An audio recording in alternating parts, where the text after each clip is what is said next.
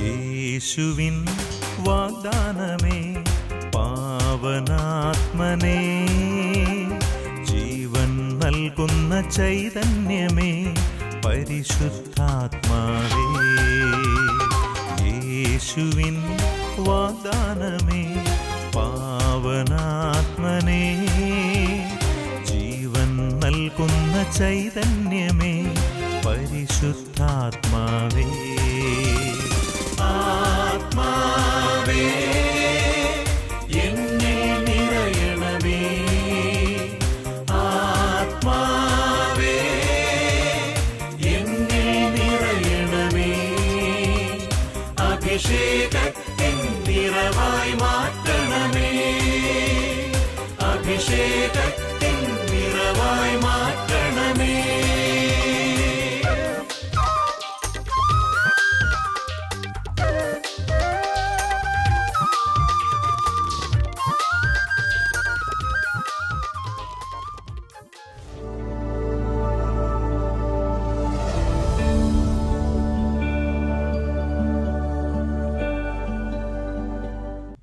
ഷെമ ഇസ്രായേലിൻ്റെ ഒരു പുതിയ അധ്യായത്തിലേക്ക് യേശുവിൻ്റെ നാമത്തിൽ ഏവർക്കും സ്വാഗതം. ദൈവത്തിന് ഇഷ്ടപ്പെടുന്ന അഥവാ അവിടുത്തേക്ക് പ്രീതികരമാകുന്ന പ്രവൃത്തികൾ ചെയ്യുവാനാണ് നാം ഓരോരുത്തരും ആഗ്രഹിക്കുന്നത്. എന്നാൽ ഇന്നിൻ്റെ ലൗകിക സുഖങ്ങളിൽ അടിമപ്പെടുന്ന മനുഷ്യൻ അവയൊക്കെ മറന്നു പോകുന്നു. ഇന്നത്തെ ഷെമ ഇസ്രായേലിലൂടെ കാരീസ് ഭവനിലെ അനീഷ് മുണ്ടിയാനിക്കലച്ചൻ നമ്മോട് സംസാരിക്കുന്നു. അച്ഛൻ്റെ വാക്കുകൾക്കായി നമുക്ക് കാതോർക്കാം. ദൈവം നമ്മെ സമർത്ഥമായി അനുഗ്രഹിക്കട്ടെ.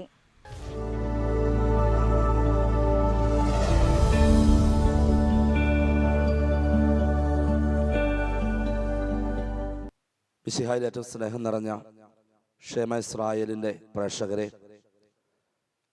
ഇന്ന് ദൈവവചനം നമ്മളോട് സംസാരിക്കുന്നത് നമ്മൾ ഏറ്റവും അധികം അറിഞ്ഞിരിക്കേണ്ട ഒരു ജീവിതത്തിൻ്റെ മേഖലയാണ്.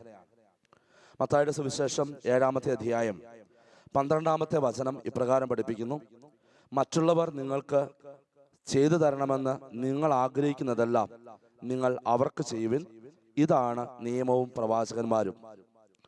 ഈശോ തൻ്റെ പ്രിയപ്പെട്ട ശിഷ്യന്മാരെയും തൻ്റെ മാർഗം അനുഗമിക്കാൻ ആഗ്രഹിക്കുന്നവരെയും കൂട്ടിയിരുത്തി പറയുന്ന ഗിരിപ്രഭാഷണത്തിലെ ഏറ്റവും പ്രധാനപ്പെട്ട ഒരു വചനഭാഗമാണിത്.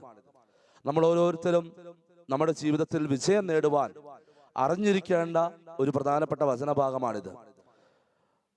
മറ്റുള്ളവർ നിങ്ങൾക്ക് ചെയ്തു തരണമെന്ന് നിങ്ങൾ ആഗ്രഹിക്കുന്നതെല്ലാം നിങ്ങൾ അവർക്ക് ചെയ്യുവിൻ, ഇതാണ് നിയമവും പ്രവാചകന്മാരും.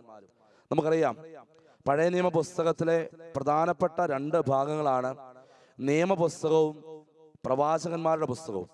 നിയമപുസ്തകം ദൈവം നൽകിയിരിക്കുന്ന കൽപ്പനകളെക്കുറിച്ച് വിശദമായിട്ട് പഠിക്കുകയും പഠിപ്പിക്കുകയും അതനുസരിക്കേണ്ടതിൻ്റെ പ്രാധാന്യത്തെക്കുറിച്ച് വ്യക്തമായിട്ട് പഠിപ്പിക്കുകയും ചെയ്യുന്ന വചനഭാഗമാണ് നിയമ പുസ്തകങ്ങൾ ഉൾപ്പെടുത്തിയിരിക്കുന്നത്.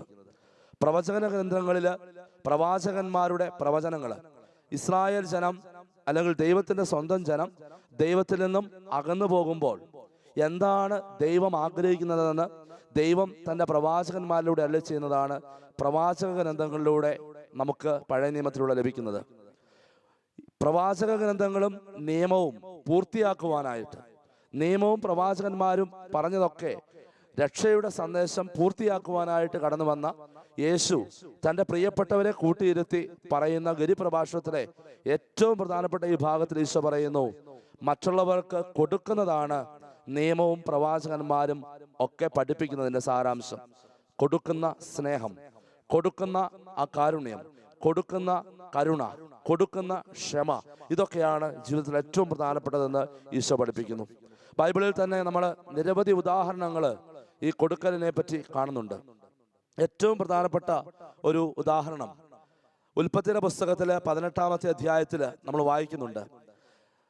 വിശ്വാസികളുടെ പിതാവ് എന്നറിയപ്പെടുന്ന അബ്രാഹാം, അദ്ദേഹം ദൈവാനുഗ്രഹങ്ങളുടെ ഒരു നഷ്ടങ്ങൾ അനുഭവിക്കുന്ന ഒരു വ്യക്തിയാണ്. അദ്ദേഹത്തിൻ്റെ ജീവിതത്തിൽ നേടിയെടുക്കാനാവാത്ത ഒരുപാട് കാര്യങ്ങൾ അനുഭവിച്ച് മുന്നോട്ട് പോകുന്ന ഒരു മനുഷ്യൻ. എങ്കിലും സ്വന്തം സഹോദരനായി കടന്നു വരുന്ന ലോത്തിനെ ഒരുപാട് സ്നേഹിക്കുകയും നീതിയോടെ വർത്തിക്കുകയും ഒക്കെ ചെയ്യുന്ന ഒരു മനുഷ്യൻ. ആദ്യമായി ഏകദൈവ വിശ്വാസത്തിലേക്ക് കടന്നു വരുന്ന അബ്രാഹാം ഒരു ദിവസം വെയിൽ മൂത്ത സമയത്ത് തൻ്റെ കൂടാരത്തിൻ്റെ വാതിൽക്കൽ ഇരിക്കുകയായിരുന്നു എന്നാണ് വചനം പഠിപ്പിക്കുന്നത്. വെയിൽ മൂത്ത സമയത്ത് കൂടാരത്തിൻ്റെ വാതിൽക്കൽ ഇരിക്കുന്ന അബ്രാഹാം തല ഉയർത്തി നോക്കുമ്പോൾ ഒരു കാഴ്ച കാണുകയാണ്. കൂടാരവാതിലിന് പുറത്ത് 3 വ്യക്തികളെ അബ്രാഹാം കാണുന്നു. അതാരാണെന്ന് അറിഞ്ഞുകൂടാ. ഒരുപക്ഷെ ആ വഴി കടന്നു വന്ന വഴി യാത്രക്കാരോ അതുമല്ലെങ്കിൽ അദ്ദേഹത്തിന് അറിഞ്ഞുകൂടാത്ത ഏതെങ്കിലുമൊക്കെ വ്യക്തികളൊക്കെ ആവാം. 3 വ്യക്തികൾ അബ്രാഹാം തല ഉയർത്തി നോക്കുമ്പോൾ കാണുകയാണ്. ആ 3 വ്യക്തികളെ കാണുമ്പോൾ അബ്രാഹത്തിന് തോന്നുന്നത് അത് ദൈവത്തിൻ്റെ ദൂതന്മാരാണ്, അല്ലെങ്കിൽ ദൈവം തന്നെയാണെന്ന് അബ്രാഹത്തിന് തോന്നുന്നു. അബ്രാഹാം അവരെ ഉപചാരപൂർവ്വം വളരെ സ്നേഹത്തോടെ ക്ഷണിച്ച് തൻ്റെ കൂടാരത്തിനുള്ളിലേക്ക് വിളിച്ചു കയറ്റി അവർക്ക് വിരുന്നൊരുക്കാനുള്ള തയ്യാറെടുപ്പിലാണ്. അബ്രാഹാം സാറായോട് പറയുന്നു, അതുപോലെ വേലക്കാരെ വിളിച്ച് നല്ലൊരു മൂരി ഇറച്ചി, അത് മൂരി ഗ്രാമിനെ പിടിക്കുവാനും കൊന്ന് അതിന് നന്നായിട്ട് ഭക്ഷണം പാകം ചെയ്യുവാനും ഒക്കെ ആവശ്യപ്പെടുന്നു. അങ്ങനെ അതിഥി സൽക്കാരത്തിന് വേണ്ടി ഒരുങ്ങുകയാണ്. കാരണം അബ്രാഹാം ഈ മനുഷ്യരിൽ കാണുന്നത് ദൈവിക സാന്നിധ്യമാണ്. പ്രിയപ്പെട്ടവരെ, അബ്രാഹത്തിന്റെ ജീവിതത്തിൽ ഒരുപാട് വാഗ്ദാനങ്ങൾ നിലനിൽക്കുന്ന സമയം, അനുഗ്രഹങ്ങൾ വരും, മക്കളുണ്ടാകും, മക്കളെ നക്ഷത്രം പോലെ, ആകാശത്തിലെ നക്ഷത്രം പോലെ ഒരുപാട് മക്കളെ ലഭിക്കുമെന്നൊക്കെയുള്ള വാഗ്ദാനങ്ങൾ അബ്രാഹത്തിന്റെ ജീവിതത്തിൽ നിൽക്കുമ്പോഴും അത് അനുഭവിക്കാൻ കഴിയാതെ ഒരുപക്ഷെ നമ്മളെയൊക്കെ സംബന്ധിച്ചിടത്തോളം നിരാശയിൽ കഴിയേണ്ട സമയത്താണ് ഈ വാതിൽക്കൽ കാണുന്ന ഈ 3 പേരെ വിളിച്ച് അബ്രാഹാം അവർക്ക് വേണ്ടി സദ്യ ഒരുക്കുന്നത്. എന്ന് പറഞ്ഞാൽ സ്വന്തം ദുഃഖങ്ങൾ ഉള്ളിലൊതുക്കിക്കൊണ്ടും മറ്റുള്ളവരെ സന്തോഷിപ്പിക്കുവാനും അല്ലെങ്കിൽ മറ്റുള്ളവർക്ക് കൊടുക്കുവാനും ഒക്കെയുള്ള ഒരു വലിയ ഹൃദയഭാവം അബ്രാഹത്തിനുണ്ട്. ആ വിരുന്ന് അബ്രാഹാം ഒരുക്കുന്നു. അബ്രാഹാം അവരോട് കൂടെ ഇരുന്ന് അവർക്ക് വിരുന്ന് വിളമ്പിക്കൊടുക്കുന്നു. ഒപ്പം വചനം ഇപ്രകാരം പഠിപ്പിക്കുന്നു, അവർ ഭക്ഷിച്ചുകൊണ്ടിരിക്കെ അവൻ മരത്തണലിൽ അവരെ പരിചരിച്ചു കൊണ്ടിരുന്നു. പ്രിയപ്പെട്ടവരെ, ഇതൊന്നും പ്രതീക്ഷിച്ചിട്ടല്ല. ഒരുപക്ഷെ നമ്മുടെയൊക്കെ ജീവിതങ്ങളിൽ ഒന്ന് പരിശോധിച്ച് നോക്കിയാൽ നമ്മൾ ആരെങ്കിലുമൊക്കെ എന്തെങ്കിലുമൊക്കെ കൊടുക്കുകയോ സ്നേഹിക്കുകയോ ഒക്കെ ചെയ്യുന്നുണ്ടെങ്കിൽ അതിന് പിന്നിൽ വലിയ സ്വാർത്ഥതയുടെ വലിയ കാര്യങ്ങളൊക്കെ നമുക്ക് കാണാൻ സാധിക്കും. മാതാപിതാക്കൾ മക്കളെ സ്നേഹിക്കുന്നു, മക്കൾ മാതാപിതാക്കളെ സ്നേഹിക്കുന്നു. ഏറ്റവും ഉദാത്തമായ സ്നേഹമെന്നൊക്കെ ലോകത്തറിയപ്പെടുന്ന ജീവിത പങ്കാളി, ഭാര്യയും ഭർത്താവും പരസ്പരം സ്നേഹിക്കുന്നു. എന്നിട്ട് പോലും ആ സ്നേഹത്തിൻ്റെ ഉള്ളിൽ എന്തെങ്കിലുമൊക്കെ കൊടുക്കാൻ പറ്റാത്ത, സ്വീകരിക്കാൻ പറ്റാത്ത സാഹചര്യങ്ങളൊക്കെ വരുമ്പോൾ അവിടെ പരസ്പരം തള്ളിപ്പറയുകയും കുറ്റപ്പെടുത്തുകയും ഒക്കെ ചെയ്യുന്നവരെ ഒരുപാട് കണ്ടിട്ടുണ്ട്. പ്രത്യേകിച്ച് ജീവിത പങ്കാളികൾ തമ്മിൽ ഭാര്യ ആഗ്രഹിച്ച സ്നേഹം കൊടുക്കാത്ത ഭർത്താവിനെ, ആ ഭർത്താവിന് സ്നേഹം കൊടുക്കാനോ അല്ലെങ്കിൽ എന്തെങ്കിലുമൊക്കെ കൊടുക്കാനോ ഒക്കെ വിമുഖത കാണിക്കുന്ന ഭാര്യമാർ, അതുപോലെ തന്നെ ഭർത്താവ് ആഗ്രഹിച്ച രീതിയിലല്ലാത്ത പെരുമാറ്റങ്ങളും സംസാരങ്ങളും ഒക്കെ മൂലം ആ ഭർത്താവിന് സ്നേഹം കൊടുക്കാനാവാത്ത ഭാര്യമാർ, അങ്ങനെയൊക്കെ നമ്മൾ കാണുന്നുണ്ട്. അപ്പോൾ ശരിക്കും പറഞ്ഞാൽ എല്ലാ സ്നേഹത്തിൻ്റെയും പിന്നിൽ സ്വാർത്ഥതയുണ്ട്. മക്കളെ സ്നേഹിക്കുന്ന മാതാപിതാക്കൾ എത്രയോ പേരെ നമ്മൾ കണ്ടിരിക്കുന്നു. അവരെ സ്നേഹിച്ച് വളർത്തുന്നു, വിദ്യാഭ്യാസം കൊടുക്കുന്നു.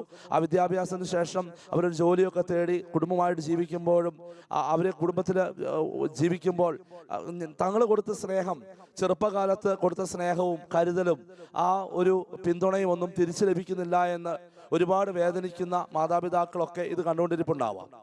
അതുപോലെ തന്നെ മക്കൾ, ഒരുപാട് പേര് മാതാപിതാക്കളുടെ സ്നേഹം കിട്ടുന്നില്ല എന്ന് പറയുന്ന മക്കൾ ഒരുപാട് നമ്മുടെ സമൂഹത്തിലുണ്ട്.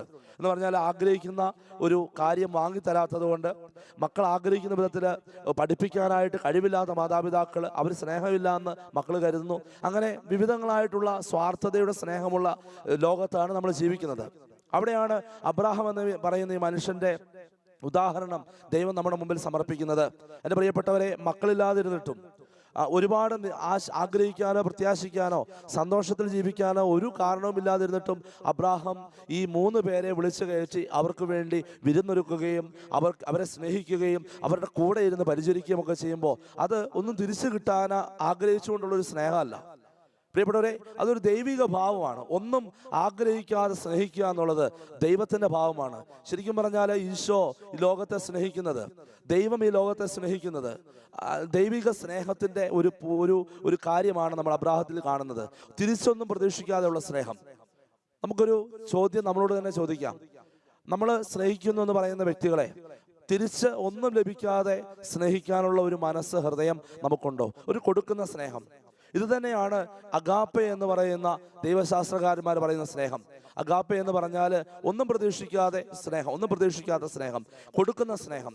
ഈശോയുടെ നമ്മുടെ സുവിശേഷങ്ങളിൽ പലപ്പോഴും കാണുന്നുണ്ട്, ഈശോ ജനത്തോട് കരുണ തോന്നി, അലിവ് തോന്നി അവർക്ക് ഭക്ഷണം വിളമ്പിക്കൊടുക്കുകയും അവർക്ക് ഭക്ഷണം വർദ്ധിപ്പിച്ചു കൊടുക്കുകയും അതുപോലെ തന്നെ അലിവ് തോന്നി രോഗികളെ സുഖപ്പെടുത്തുകയും ഒക്കെ ചെയ്യുന്ന രംഗങ്ങൾ.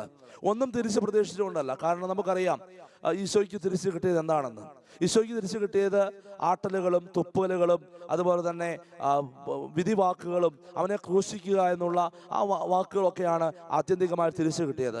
അതുകൊണ്ട് തിരിച്ച് എന്തെങ്കിലും കിട്ടുമെന്ന് കരുതി ഉള്ള സ്നേഹത്തെ നമുക്ക് യഥാർത്ഥത്തിൽ സ്വാർത്ഥതയുടെ സ്നേഹമായിട്ട് കാണാം. ആ ഒരു സ്നേഹമാണ് ഞാനും നിങ്ങളുമൊക്കെ എവിടെന്നെങ്കിലുമൊക്കെ പ്രതീക്ഷിക്കുന്നതെങ്കിൽ എൻ്റെ പ്രിയപ്പെട്ടവരെ, ഈ ലോകത്ത് അത് നഷ്ടപ്പെട്ടു പോയതാണ്. കാരണം ഈ ലോകത്തിന് അങ്ങനെ സ്നേഹിക്കാനായിട്ട് സാധിക്കുകയില്ല. അതുകൊണ്ടാണ് അബ്രാഹാം ഈ 3 പേർക്ക് വിരുന്നൊരുക്കുമ്പോൾ ഒരു സ്വാർത്ഥതയും ഉള്ളില്ലാതെ വിരുന്നൊരുക്കുന്നത്.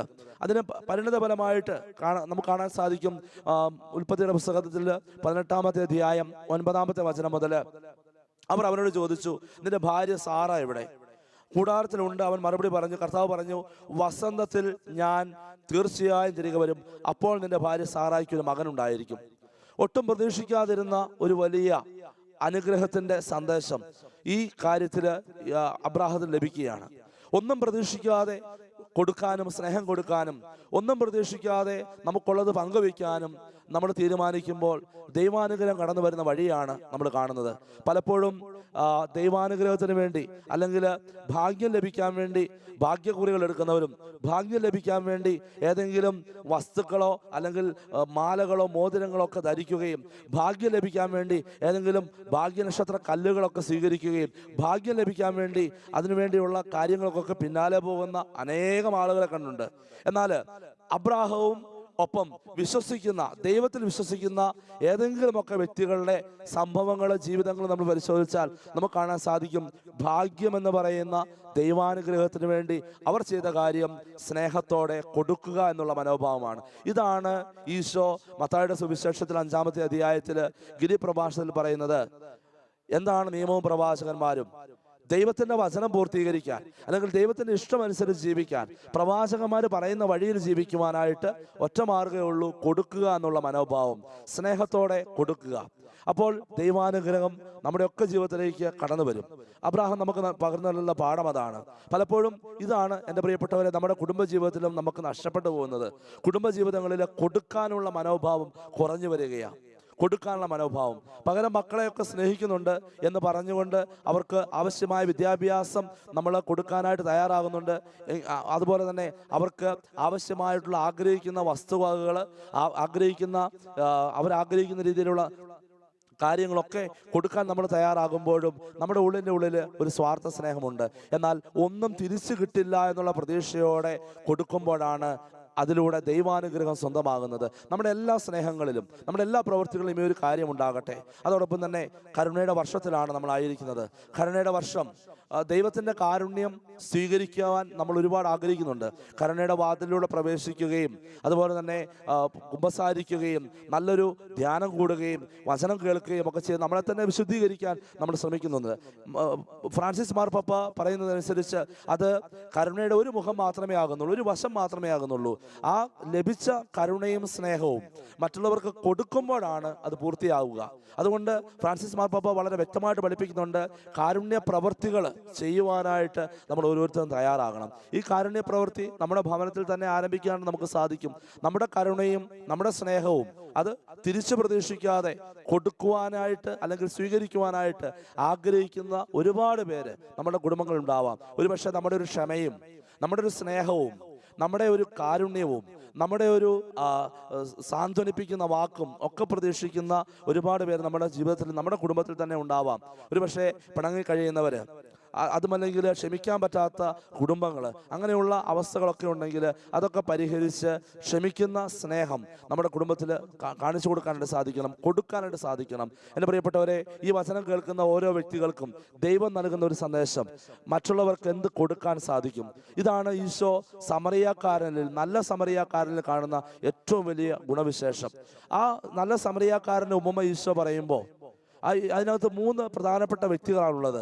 എന്ന് പറഞ്ഞാൽ ഈ ജീവിതത്തെ, തകർന്നു കിടക്കുന്ന ഒരു ജീവിതത്തെ സഹായിക്കുവാനായിട്ട് 3 വ്യക്തികൾക്കാണ് സാധിക്കുന്നത്. ഒരു പുരോഹിതനും, ഒരു ലേവായനും, ഒരു സമറിയാക്കാരനും. പുരോഹിതനും ലേവായനും ഈ തളർന്നു കിടക്കുന്ന വ്യക്തിയെ കണ്ടിട്ട് കടന്നു പോവുകയാണ് ചെയ്യുന്നത്. അവർ കടന്നു പോകുന്നതിന് കാരണം, ഒരു പക്ഷേ അതിന് കാരണം ഇതാണ്, തകർന്നു കിടക്കുന്ന വ്യക്തി അത് ശരിക്കും യാഥാർത്ഥ്യമാണോ എന്ന് അവർക്ക് സംശയമുണ്ട്. കാരണം ആ പോകുന്ന വഴിയിൽ ഒരു പക്ഷേ അയാളെ പിടിച്ചെഴുന്നേൽപ്പിക്കാൻ പോയാൽ ഈ കിടക്കുന്ന വ്യക്തിക്ക് ഒരു പക്ഷേ ആരോഗ്യമുള്ളതാണെങ്കിൽ ആക്രമിക്കാം, കീഴടക്കാം. തന്നെയുമല്ല, ഒരു പക്ഷേ കിടക്കുന്ന വ്യക്തിയാണെങ്കിൽ തന്നെ മരണാസന്നനാണ്. പുരോഹിതൻ, ദേവാലയ ജോലി ചെയ്യുന്ന വ്യക്തി അശുദ്ധമാകും. ലേവായൻ ഒരു പക്ഷേ തിരക്കിട്ട് പോകുന്നു. ഒപ്പം തന്നെ മരിച്ചു കിടക്കുന്നതോ മരിക്കാറായി കിടക്കുന്നതുമായ ഒരു വ്യക്തിയെ സ്പർശിക്കുമ്പോൾ ലഭിക്കുന്ന അശുദ്ധിയൊക്കെ ഉണ്ട്. അതുകൊണ്ട് അവർ ചിന്തിച്ച ഇപ്രകാരമാണ്, ഈ വ്യക്തിയെ ഞങ്ങൾ സ്പർശിച്ചാൽ ഞങ്ങളുടെ ജീവിതത്തിൽ എന്ത് സംഭവിക്കും?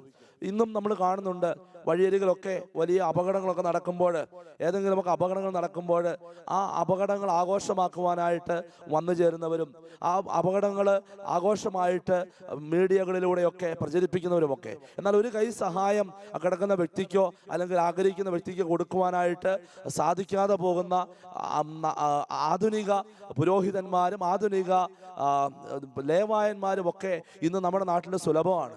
അവിടെയാണ് ഒരു സമറിയാക്കാരൻ കടന്നു വരുന്നത്. ആ സമറിയാക്കാരന് ഈ വ്യക്തി ശരിക്കും പറഞ്ഞാൽ ശത്രുവാണ്. യഹൂദനാണ് വീണ് കിടക്കുന്നതെങ്കിൽ തീർച്ചയായിട്ടും യഹൂദന്റെ ശത്രുവാണ് സമറിയാക്കാരൻ. എന്ന് പറഞ്ഞാൽ തൊട്ടുകൂടാത്തവൻ, തീണ്ടിക്കൂടാത്തവൻ കടന്നു വരുമ്പോഴേക്കും ഒരു സമറിയാക്കാരൻ കടന്നു വരുമ്പോൾ അതിൻ്റെ ആ ഭാഗത്തൊന്നും നിൽക്കുവാനായിട്ട് ആഗ്രഹിക്കാത്ത ഒരു യഹൂദനാണ് മൃതപ്രായനായിട്ട് കിടക്കുന്നത്. എന്നാൽ ഈ സമറിയാക്കാരൻ ഇപ്രകാരമാണ് ചിന്തിക്കുന്നത്, മനോഭാവത്തിലെ വ്യത്യാസം. ഞാൻ ഈ മനുഷ്യന് കൊടുക്കേണ്ടത് കൊടുക്കുന്നില്ലെങ്കിൽ, എന്ന് പറഞ്ഞാൽ ഞാൻ ഈ മനുഷ്യനെ സ്പർശിക്കുന്നില്ലെങ്കിൽ ആ മനുഷ്യൻ എന്ത് സംഭവിക്കും? ആ മനുഷ്യൻ ഒരു പക്ഷെ മരിച്ചു പോകും. ഇനി മരിച്ചവനാണെങ്കിൽ അവൻ അവിടെ തന്നെ കിടക്കും. അങ്ങനെയുള്ളൊരു മനോഭാവമാണ് സമറിയാക്കാരൻ കാണിക്കുന്നത്. ഞാൻ കൊടുക്കുന്നില്ല എങ്കിൽ, ഞാൻ സ്പർശിക്കുന്നില്ല എങ്കിൽ ആ വ്യക്തിക്ക് എന്ത് സംഭവിക്കും? എൻ്റെ പ്രിയപ്പെട്ടവരെ, നമ്മുടെ ഈ കാരുണ്യ വർഷത്തിൽ ഒന്ന് ചിന്തിക്കാം, നമ്മുടെ മനസ്സിൽ സൂക്ഷിക്കാം. എൻ്റെ ഒരു സ്പർശനം ലഭിക്കാതെ പോകുന്നത് കൊണ്ട്, എൻ്റെ ഒരു സ്നേഹം ലഭിക്കാതെ പോകുന്നതുകൊണ്ട്, എൻ്റെ സാന്നിധ്യം ലഭിക്കാതെ പോകുന്നതുകൊണ്ട്, എൻ്റെ കരുതൽ ലഭിക്കാതെ പോകുന്നതുകൊണ്ട്, എൻ്റെ ഒരു സ്പർശനമോ എൻ്റെ ഒരു കഴിവ് ഉപയോഗിച്ചുള്ള ഏതെങ്കിലും ഒരു സഹായം ലഭിക്കാതെ പോകുന്നത് കൊണ്ട് ആരെങ്കിലുമൊക്കെ എവിടെയെങ്കിലുമൊക്കെ നഷ്ടപ്പെട്ടു പോകുന്നുണ്ടെങ്കിൽ, ആരുടെയെങ്കിലുമൊക്കെ ജീവിതത്തിൽ എന്തെങ്കിലും കുറവുണ്ടാകുന്നുണ്ടെങ്കിൽ, ആരെങ്കിലുമൊക്കെ മരണത്തിലേക്ക് കടന്നു പോകുന്നുണ്ടെങ്കിൽ അതിനൊക്കെ കാരണം ഞാൻ തന്നെയാണെന്ന് തിരിച്ചറിയുവാനായിട്ട് സാധിക്കണം. ഈശോ പറയുന്ന മറ്റൊരു പ്രധാനപ്പെട്ട ഉപമയാണ് ലാസറിൻ്റെയും ധനവാന്റെയും ഉപമ. ലാസർ എന്ന് പറയുന്ന വ്യക്തി പാവപ്പെട്ടവനാണ്, ദൈവത്തിൽ ആശ്രയിച്ച് ജീവിക്കുന്നവനാണ്, അവൻ പാവപ്പെട്ടവനാണ്. എന്നാൽ ധനവാന് സമ്പത്തുണ്ട്. ആ ധനവാന്റെ കാൽച്ചുവട്ടിൽ കിടക്കുന്ന ഈ ലാസറിനെ കാണുവാനായിട്ട് ഈ ധനവാന് സാധിക്കുന്നില്ല. മരണം രണ്ടുപേരെയും ഒരുപോലെ വേർപെടുത്തി. ഈ ലോകത്തിൽ വേർപെടുത്തി. ലാസർ അബ്രാഹത്തിന്റെ മടിയിലേക്ക് സമൂഹിക്കപ്പെടുന്നു. ധനവാൻ നരകത്തിലേക്കും നിത്യാഗ്നിയിലേക്കും വഹിക്കപ്പെടുന്നു. ആ ധനവാന്റെ ജീവിതത്തിൽ ഒരു തെറ്റും ഒരു പാപവും ആ ധനവാൻ ചെയ്തതായിട്ട് പറയുന്നില്ല. പക്ഷെ ഒറ്റ കാര്യം മാത്രം, കൊടുക്കേണ്ട സമയത്ത് കൊടുക്കേണ്ടത് കൊടുക്കാത്തത് കൊണ്ട് അവന് കിട്ടുന്നത് നിത്യമായിട്ടുള്ള നാശവും നിത്യനരകവുമാണ്. അതുകൊണ്ട് കൊടുക്കുന്ന മനോഭാവം നമുക്ക് വളർത്തിയെടുക്കാം. കാരുണ്യ വർഷത്തിൽ കാരുണ്യ പ്രവർത്തികൾ വഴി മറ്റുള്ളവർക്ക് കൊടുക്കേണ്ട സ്നേഹവും കാരുണ്യവും അതുപോലെ തന്നെ ക്ഷമയും ഒക്കെ കൊടുക്കുവാനായിട്ട് നമുക്ക് സാധിക്കട്ടെ. അങ്ങനെ ഒരു നല്ല കുടുംബമായിട്ട് വളർന്നു വരുവാൻ നമുക്ക് സാധിക്കട്ടെ. നമ്മുടെ കുടുംബങ്ങളിൽ തന്നെ നമ്മുടെ സ്നേഹവും കാരുണ്യവും പ്രതീക്ഷിച്ചിരിക്കുന്നവർക്ക് അത് കൊടുക്കുവാനായിട്ട് സാധിക്കട്ടെ. ദിവ്യകാരുണ്യ ആരാധനയിലൂടെ ഈ കൊടുക്കുന്ന മനോഭാവത്തിലേക്ക് മടങ്ങി വരാൻ നമുക്ക് സാധിക്കാം. ഈശോ ദിവ്യകാരുണ്യത്തിൽ സ്വയം ഈ ലോകത്തിന് വേണ്ടി സമർപ്പിച്ചതുപോലെ നമുക്ക് മറ്റുള്ളവർക്ക് കൊടുക്കുന്ന മനോഭാവത്തിലേക്ക് വളർന്നു വരാം. അതാണ് ദൈവത്തിൻ്റെ മനോഭാവം. അതിനായി ദൈവം നമ്മളെ അനുഗ്രഹിക്കട്ടെ. ദിവ്യകാരുണ്യ ആരാധനയിലൂടെ നമ്മുടെ സ്വാർത്ഥതകളെ കർത്താവിൻ്റെ സന്നിധിയിലേക്ക് സമർപ്പിച്ച് കൊടുക്കുന്ന മനോഭാവം സ്വീകരിക്കുവാൻ നമുക്ക് ഒരുങ്ങാം. ദൈവം നമ്മളെ ഓരോരുത്തരെയും സമൃദ്ധമായി അനുഗ്രഹിക്കട്ടെ. ആമേൻ.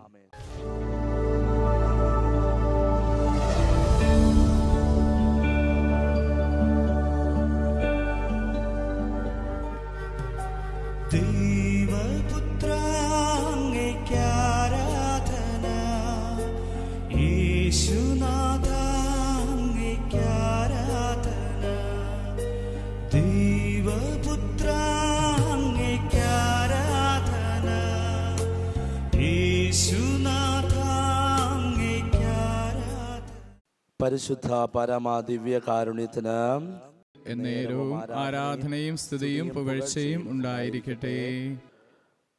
വിശേഷാൽ സ്നേഹമുള്ളവരെ, ദിവ്യകാരുണ്യത്തിൽ നമ്മുടെ മുന്നിലേക്ക് കടന്നു വന്നിരിക്കുന്ന ഈശോയെ നമുക്കൊരു നിമിഷം നോക്കാം. ഈ ദിവ്യകാരുണ്യത്തിൽ ഈശോയുടെ ജീവിക്കുന്ന സാന്നിധ്യമുണ്ട്. നമ്മളെയും നമ്മുടെ കുടുംബങ്ങളെയും ഒക്കെ നോക്കി കാണുന്ന ദൈവം, അകലങ്ങളിലായിരിക്കുമ്പോഴും അടുത്തായിരിക്കുമ്പോഴും ഞാൻ തന്നെയാണ് നിങ്ങളുടെ ദൈവം നല്ല ചെയ്ത കർത്താവ്. ഒരു നിമിഷം നമുക്ക് ഈ ആരാധനയിൽ പങ്കുചേരുമ്പോൾ പ്രത്യേകമായി കൊടുക്കുന്ന മനോഭാവത്തെ, ദൈവം ഇഷ്ടപ്പെടുന്ന കൊടുക്കുന്ന മനോഭാവത്തെ നമ്മുടെ ഉള്ളിൽ വളർത്തിയെടുക്കുവാനായിട്ട് നമുക്ക് പ്രാർത്ഥിക്കാം. ഒരുപക്ഷെ നമ്മുടേതായ സ്വാർത്ഥതകളോ സ്വാർത്ഥമോഹങ്ങളോ മൂലം പങ്കുവയ്ക്കുവാനായിട്ട് മടിക്കുന്ന മനോഭാവത്തെ കർത്താവിന് മുമ്പിലേക്ക് സമർപ്പിക്കാം. സമ്പത്തും നമ്മുടെ കഴിവുകളും നമുക്ക് നൽകിയിരിക്കുന്നതൊക്കെ കർത്താവിനെ പ്രതി മറ്റുള്ളവർക്ക് പങ്കുവയ്ക്കുവാനുള്ള മനോഭാവത്തെ നമുക്ക് കർത്താവിന് മുമ്പിൽ സമർപ്പിച്ച് പ്രാർത്ഥിക്കാം. അങ്ങനെ ഒരു മനോഭാവം ലഭിക്കുന്നതിന് വേണ്ടി പ്രാർത്ഥിക്കാം.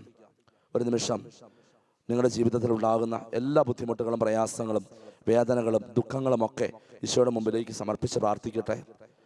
കർത്താവായ ഈശോ നമ്മളെ ഓരോരുത്തരെയും കാണുന്നുണ്ട്. നമ്മൾ ഈ വചനം കേൾക്കുമ്പോഴും ഒപ്പം ഈ ആരാധനയുടെ സമയത്തും കർത്താവിൻ്റെ സന്നിധിയിൽ തന്നെയാണ്. 2-3 പേർ എൻ്റെ നാമത്തിൽ ഒരുമിച്ച് കൂടുമ്പോൾ നിങ്ങളുടെ മധ്യേ ഞാൻ ഉണ്ടായിരിക്കുമെന്ന് വാഗ്ദാനം ചെയ്തവൻ നമ്മുടെ കൂടെയുണ്ട്. അവൻ നിങ്ങളുടെ ഭവനങ്ങളെ കാണുന്നുണ്ട്. ഒരുപക്ഷെ ഇന്ന് നീ ഒരുപാട് വേദനയിലൂടെയും ദുഃഖത്തിലൂടെയും ഒക്കെ കടന്നു പോകുന്നുണ്ടാവാം. ഒത്തിരിയേറെ സങ്കടങ്ങൾ നിന്റെ ജീവിതത്തിൽ ഉണ്ടാവാം. ഒത്തിരിയേറെ കഷ്ടപ്പാടുകൾ നിന്റെ ജീവിതത്തിൽ കടന്നു വരുന്നുണ്ടാവാം. നാളെയെക്കുറിച്ച് ഓർത്ത് ആകുലപ്പെടുന്നവരുണ്ടാവാം. ആരുടെയെങ്കിലും കാരുണ്യമോ ആരുടെയെങ്കിലും ഒക്കെ ദയാവായ്പോ ഒക്കെ ആഗ്രഹിച്ച് കരുതിയിരിക്കുന്നവരുണ്ടാവാം. എങ്ങനെ അവർ എൻ്റെ ജീവിതത്തിൽ പ്രവർത്തിക്കുമെന്ന് ആലോചിക്കുന്നവരുണ്ടാവാം. കർത്താവിന് അസാധ്യമായിട്ടൊന്നുമില്ല. പ്രിയപ്പെട്ടവരെ, കടബാധ്യതയുടെ നടുവിലോ ബുദ്ധിമുട്ടുകളുടെ നടുവിലോ ഒക്കെ കടന്നു പോകുന്ന മക്കൾ ഈ ആരാധനയിൽ സംബന്ധിക്കുന്നുണ്ടാവാം. ഒരു നിമിഷം നിങ്ങളുടെ ഹൃദയവിചാരങ്ങളെയും വികാരങ്ങളെയും കർത്താവിൻ്റെ സന്നിധിയിലേക്ക് ഉയർത്തി ഒരു നിമിഷം ഒന്ന് സ്തുതിച്ച് പ്രാർത്ഥിക്കട്ടെ. Hallelujah, hallelujah, hallelujah, hallelujah. യേശുവിൻ്റെ മുമ്പിലേക്ക് കർത്താവെ, അങ്ങയുടെ മുമ്പിലേക്ക് ഉയർത്തിയ ഈ കരങ്ങളെ കാണണമേ. കർത്താവെ, ഇവരുടെ ജീവിതത്തിൽ ഒരുപാട് ആവശ്യങ്ങളും ആഗ്രഹങ്ങളും ഒക്കെ ഉണ്ട്. ഈശോയെ, അവയെല്ലാം സാധിച്ചു കൊടുക്കണമേ. ഇവർ കരങ്ങൾ ഉയർത്തി അങ്ങയുടെ മുമ്പിലേക്ക് സമർപ്പിക്കുന്ന എല്ലാ നിയോഗങ്ങളുടെ മേലും അങ്ങ് കരുണയുണ്ടാകണമേ എന്ന് പ്രാർത്ഥിക്കുന്നു. Hallelujah, hallelujah. യേശുവേ നന്ദി, യേശുവേ സ്തുതി, യേശുവേ ആരാധന. ഒരു നിമിഷം ഇരു കരങ്ങളും ഹൃദയത്തോട് ചേർത്ത് വെച്ച് കണ്ണുകൾ അടച്ചു പിടിക്കാം.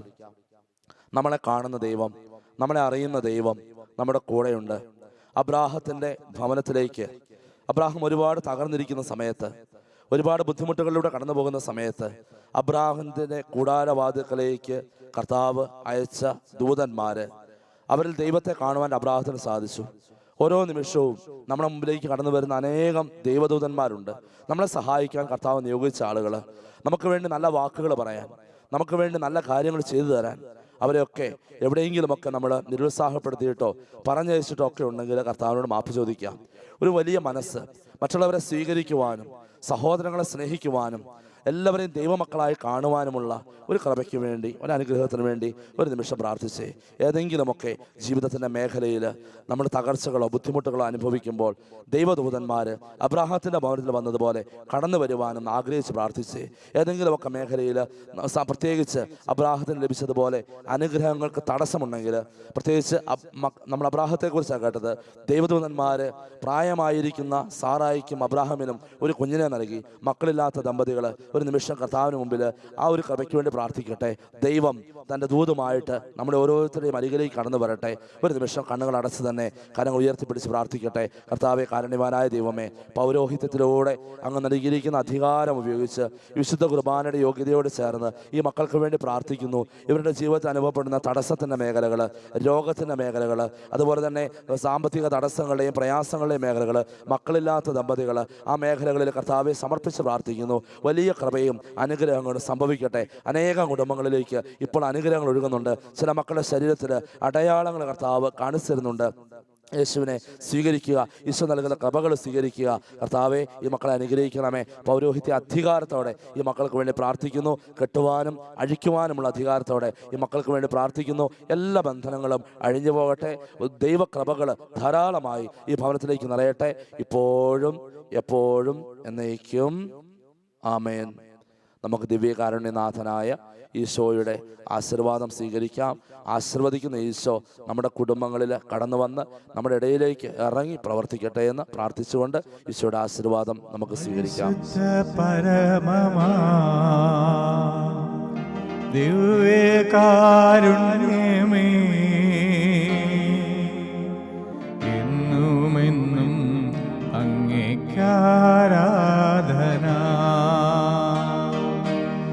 എന്നുമെന്നും അങ്ങേക്കാരാധന.